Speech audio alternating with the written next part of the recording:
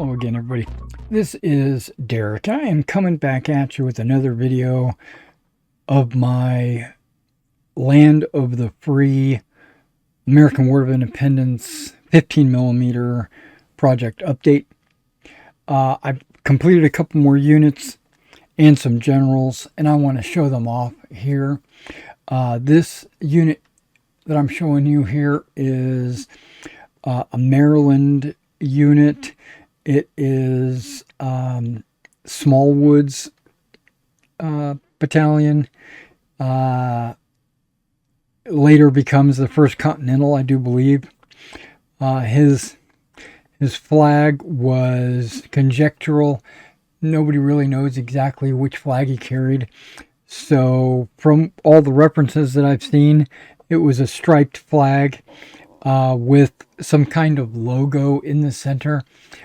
And in my GMB flag collection, I had a striped flag with a coiled rattlesnake, and it says, inscription on the bottom, "Liberty or Death." Now, even though Maryland didn't participate in the Saratoga campaign, or at least not in Freeman's farm, it's okay.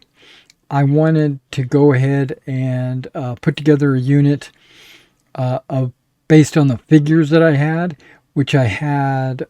These guys are in hunting shirts and round hats. And I looked through my book collection to find a unit that matched that combination, and I found Smallwood. So that's what I did. I put Smallwood together. And that's these guys. All right, let me pull out another unit. All right, now these miniatures here are Hessians painted up as a Brunswick battalion, the Retz battalion, and there's only one place that I found that has the 15mm Brunswick flags.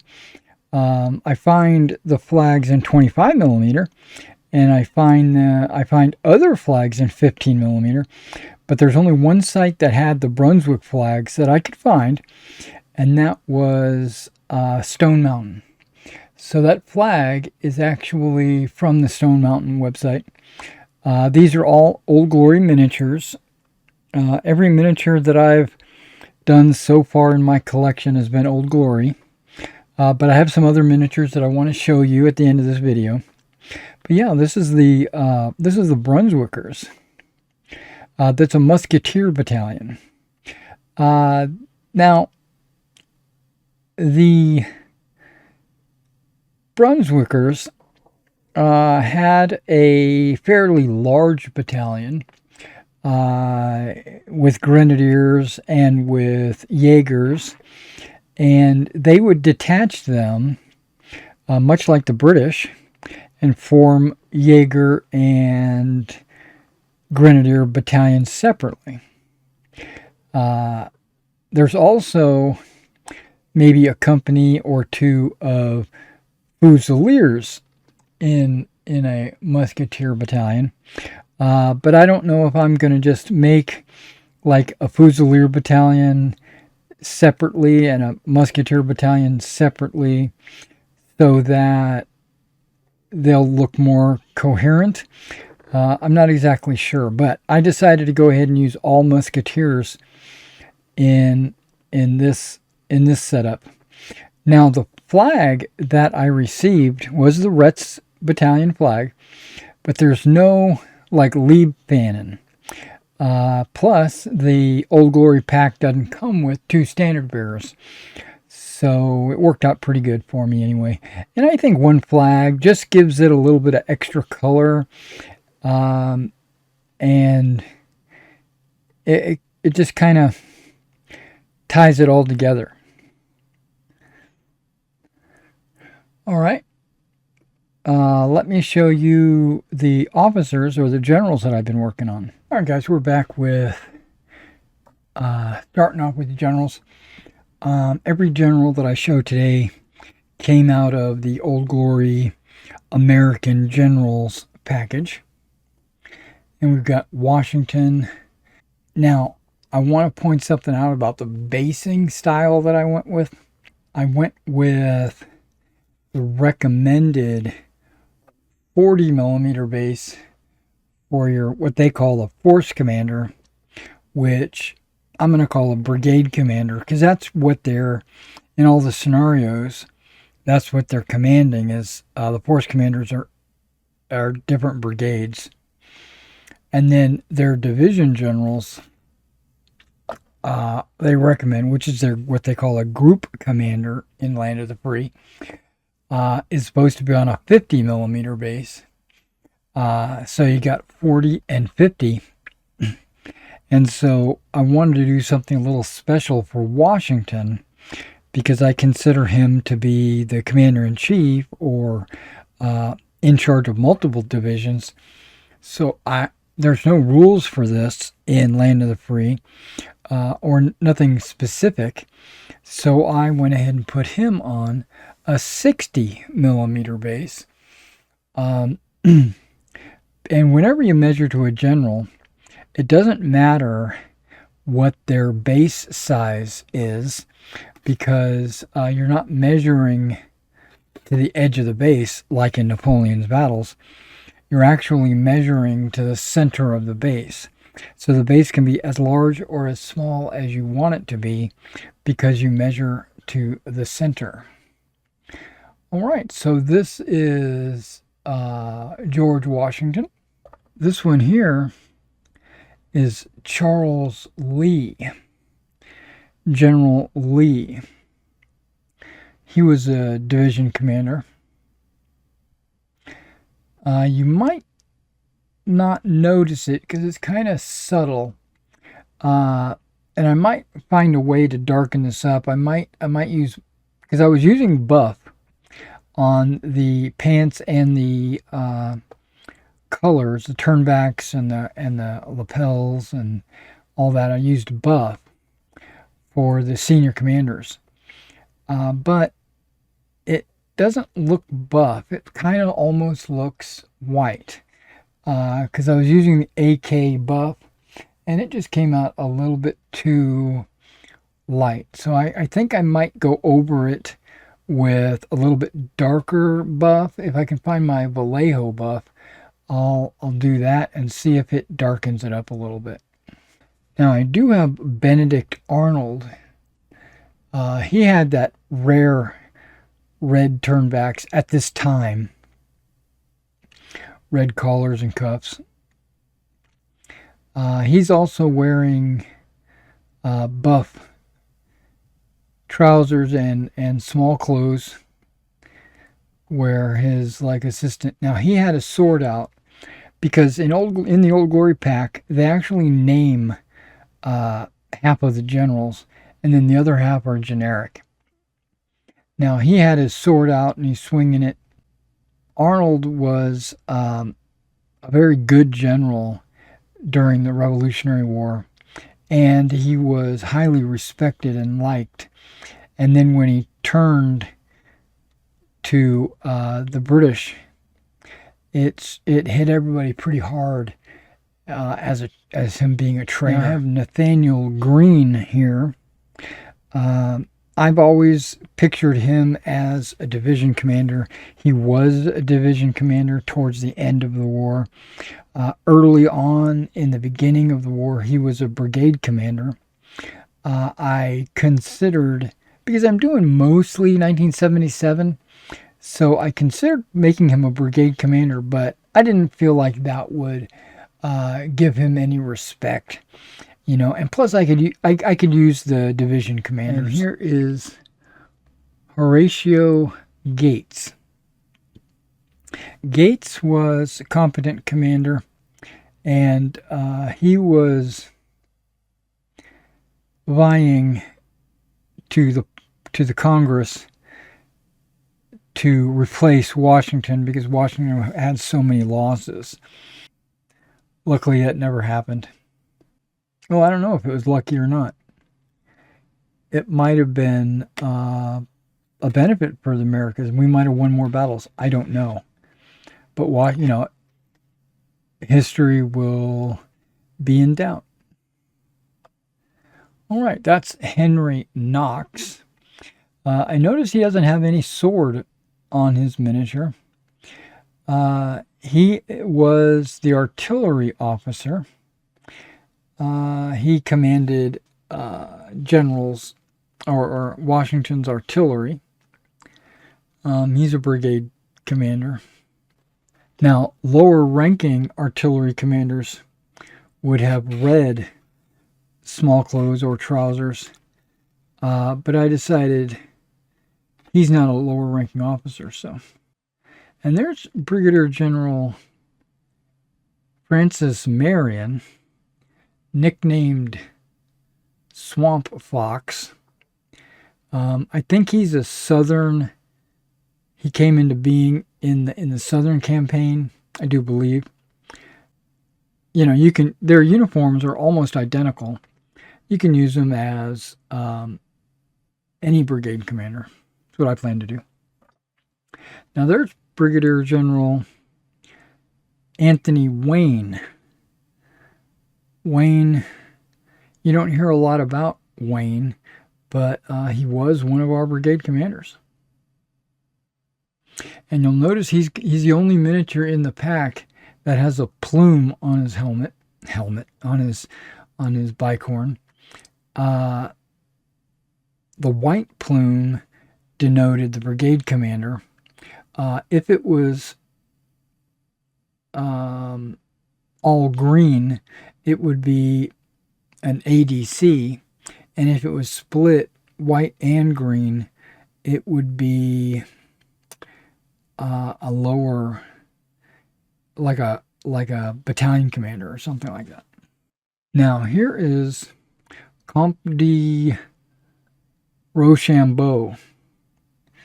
Rochambeau was in charge of all of the French forces in the Americas.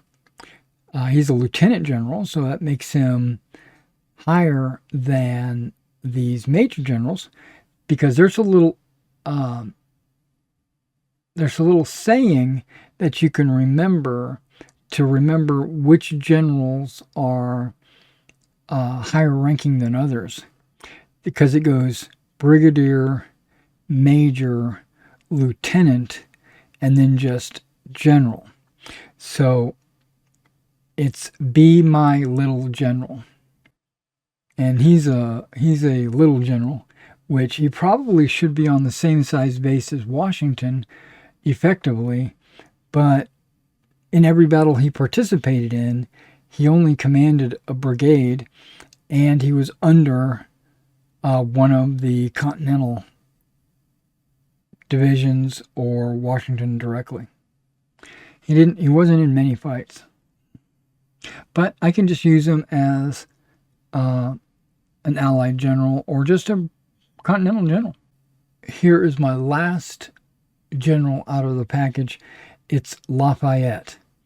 Lafayette was also a major general, so he should be a division, but he usually only, it depended on the year or the time period or whatever. So I was finding myself in need of more brigade generals, so I just put him on a brigade general stand. I probably could have cut down on my major generals. They would have given me 2 additional brigades, but it would have reduced my division generals, which is okay, because in all the scenarios, usually you only see one division with three brigades. But I put it together this way because in the long run, I'm planning on doing Brandywine, and I'd like to have some of the more accurate generals at Brandywine. It has actually more than one division there. The Land of the Free scenarios, even the British Grenadier scenarios, recommend only playing a portion of that battle, about a third, and not the entire battle. The entire battle would be something you play at a convention with multiple friends on a huge table. But I am going to, over time, gradually build up my forces so that I can have enough to do Brandywine. And that was Lafayette. All right, I also want to show you this box. This box I picked up from War Bases. When I ordered my bases, I went ahead and ordered one of their trays that they have. They have the convenient carrying holes on the sides. You'll notice that these are crenellations. That's so that, and then crenellations on the bottom. So that means that if I have a second or a third one, I can set them on top of this one, and they're stackable. Now, I painted it white, and then I put a piece of felt on the bottom myself, and it's pretty sturdy. It's sturdy enough to carry a group of miniatures, but this is the smallest box. When I'm talking about small, I'm talking about the height.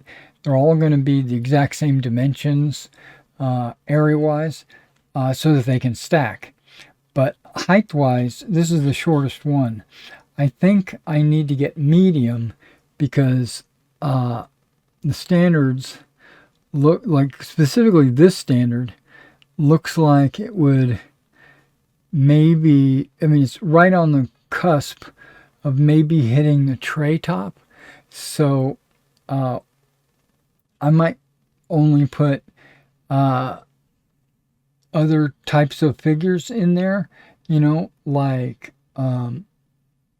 units that don't have these tall standards, or maybe like World War II tanks or something like that I could put in there. Okay, so dimension-wise, as you know, the infantry stands are 40 by 30. I could put a full battalion with grenadiers and Jaegers, or if it was the Americans with extra lights or something like that, I could do a full 5-figure battalion across, or I could do, now I tried this way, which is half battalions, or standard size battalions of 3 figures, and there's a little bit of wiggle room in there like that. So it just depends on how I want to do it. Yeah, this thing goes together pretty easily. You can see it's got these little notches, and then little notches there. It doesn't lock into place. It's not. It doesn't like snap in and lock. You must use glue, or at least I did. I ensured specifically on the end pieces to hold the sides upright and to hold the front. I put glue in there. I also put glue across there so that nothing would come apart. All right, let me get this out of the way, and then I'll show you what I got in the mail yesterday. Okay, I got this box in yesterday from Old Glory Miniatures, not Old Glory 15s. I placed an order for Old Glory 15s about a month ago. Still haven't received it. And then I kind of went through, I should have did this before I placed the order, but I wasn't thinking about it at the time. I went through and I ordered like one of everything for the American War of Independence. Plus I ordered some Napoleonic figures, so I should be getting those in too. But one of everything, even if I was to take it and use them personally, which is not what I was doing. What I was doing was ordering for the store, but with my prerogative to pull figures off the shelves to fill my army, or to, you know, scratch my itch. So I did a little research, tried to figure out exactly like how many figures that I was going to need or how many units I was going to need to do Freeman's Farm, what their uniforms were. And so I went through and did a lot of that. And then I took my order, my invoice for my order that hasn't shipped yet, or it has shipped and I just haven't received it. But I took that invoice and I looked at the packages that I ordered, and then I broke those down into my units. Here, let me show you this before I continue. All right, so I did a little spreadsheet on Freeman's Farm. This is the amount of figures you would need to, if you were putting it together for Black Powder from Warlord. And this was a Grenadier army list, but I kind of went through and made some modifications or some adjustments of my own, so it's not purely Grenadier. There we go. Grenadier Plus. With Hamilton's Brigade, Fraser's Brigade, Riddisell's Brigade, Morgan's Brigade, Poor, and Leonard's. If you look in here, you'll see what types of uniforms they need. Like a dress coat and hat. A hat would be a round hat, right? The bicorn is the bicorn. And then there's these helms. Light units use the helm. All right, so if it's in like this darker blue, these are units that I made that are not necessarily those units. They could be those units. Like I did the Maryland unit. You'll see that there's no Maryland in this engagement, but I could still use it as maybe a 4th New York or something, right? Dearborn or 2nd New Hampshire or something, right? I can use it whatever. Continental Militia, who knows what. And then I did do Ritz. Yeah, so he's finished. If it says both, if it says, first of all, if it's in yellow, it means that I've ordered those figures. And if it says both, that means I would need Old Glory Musketeers as well as Blue Moon Musketeers.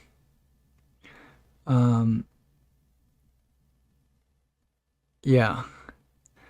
So I plan to do all 3 of these as Musketeers. Maybe one of them is a Fusilier, but I don't want them to be confused with the Grenadiers. So we got the Grenadiers over here and the Jaegers over here. These Grenadiers would be one from each of these battalions, and these Jaegers would be one from each of these battalions. But in the army lists, they're listed as Grenadier Battalion and Jaeger Battalion, not a combined battalion. Much like the Fraser has the Grenadiers, these guys are definitely from these 5 battalions. Yeah, so I don't know if the 24th Foot is going to be 5 figures. I think I'm going to make it 3 figures. I don't know, because I don't know. There should be a unit of 5 lights as well, right?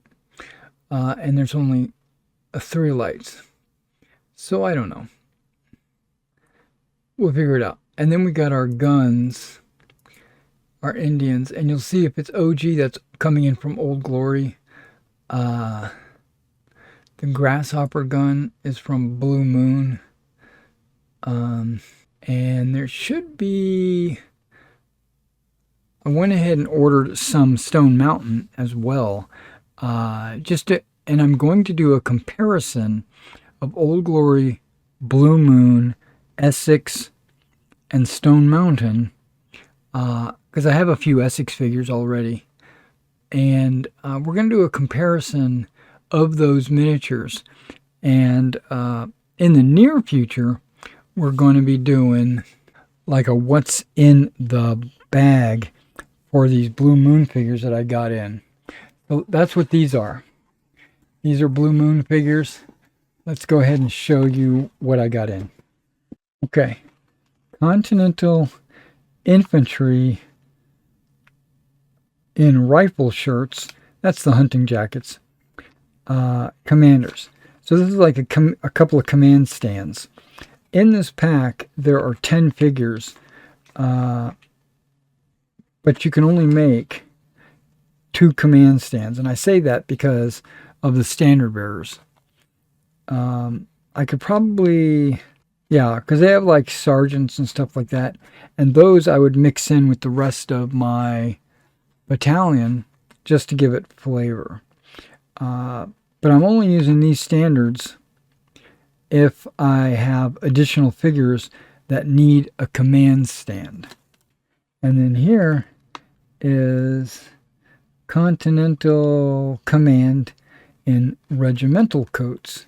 So we got our well-equipped, and then we have our hunting shirts. So I can make 4 command stands right there if I need.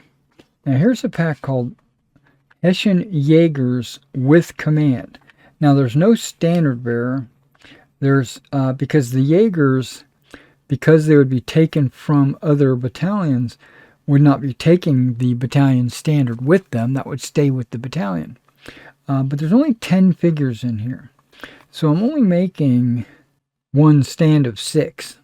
But it's basically just going to be like filler. British Command. Now this says Warrant 1768. This would be their uniform that they would have fought with throughout the majority of the war. They should not be cut down. Now there's only 2 standards as well in the British, but the problem with that is the British need 2 per battalion, so I'm really only getting 1 battalion command out of that. And here's some American riflemen. This will be great for a couple of different units that carried rifles, like Morgan. But I think I'm going to be using the Old Glory pack for Morgan, but I'm not sure.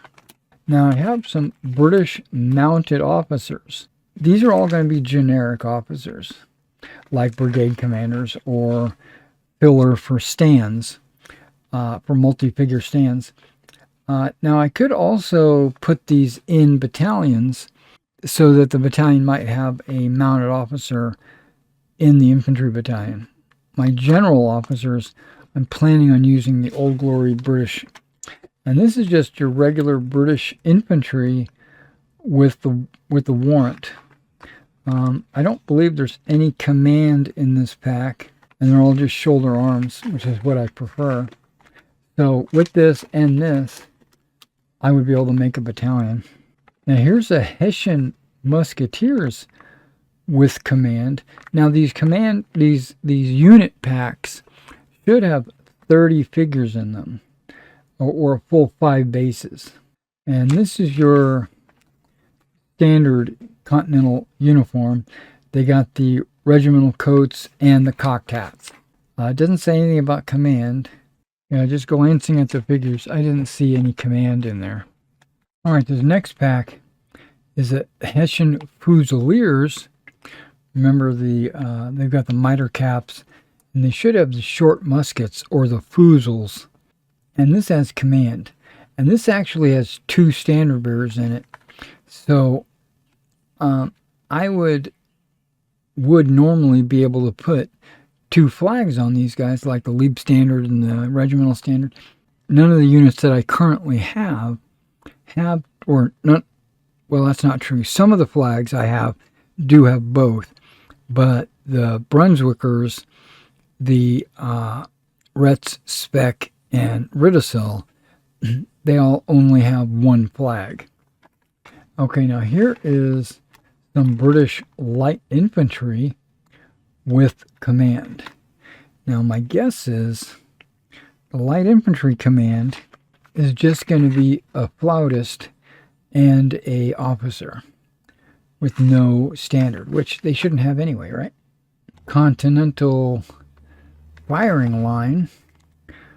These guys are standing and shooting. Looks like all of them. Yeah, it looks like everybody is standing and shooting. So what I could do is, what I plan to do is break this pack up into some of my other American packs to give a variety. And then here is a militia bag. Yeah, some with round hats, some with bicorns, and then there's also a standard bearer and a drummer. So that's good. And then I also have Hessian mounted officers. I only need a couple of generals, maybe just one Ridicel. I'll look around to see if there's other generals that I need in other scenarios. But you get 6 in there. And that's another thing. I can take a mounted general and put that in my battalions. Specifically the Grenadiers and the Jaegers, because it'll make that command stand out. There's a 3-pound Grasshopper gun. Comes with 2 guns, no crew. That's fine because I already have crew. And then here's some British warrant. Okay, now when I say warrant, it's like they're the uniforms that was designated in 1768. So it's like the start of the war uniforms, which is pretty much all the way through the southern campaigns where they started cutting everything down. But again, you're only getting 2 standard bearers. That's why I got 2 of these packs. One of those packs and this pack. So I can get 2 battalions out of those packages. Again, 6 American mounted generals, which you've seen me. I've already completed the force commanders and the group commanders, so I don't need any generals, but I can use those as colonels. And then finally, infantry, Continental light infantry with leather caps. Yeah, it's light infantry, and they also have bayonets. So this would be perfect for Dearborn's light infantry, the one supporting Morgan's rifles. All right, and that was the last pack that I got in from Blue Moon. I do plan on listing these on my eBay store, but I also will be pulling them from time to time to work on different units. Okay, now having said that, I'm not going to be doing any work on my American War of Independence for a couple of weeks. I'm not going to touch any figures because I've got a 3-part commission that just got mailed to me, and it's Napoleonic 1/72 scale figures, and there are French, Prussian, and Russians, and I'm going to be starting my Russians, not mine, they're commission. I'm going to be starting the Russians tomorrow, and well, I've already started them. I've already assembled the cannons, but I do plan to get them prepared on popsicle sticks and possibly primed tomorrow, and then the following day work in earnest to actually get them finished. There's approximately 100 figures in each lot, so that's going to take me a couple of weeks probably per lot. And then so for about 4 or 5, 6 weeks I'm going to be incognito, not working on my American War of Independence, unless I take a break and I do some American War of Independence in between, so I don't get so I don't get burnout or anything. If that's the case, then I will come back and I will show you my progress. All right, well, thanks for coming out and watching this update, and I will catch you in the next one.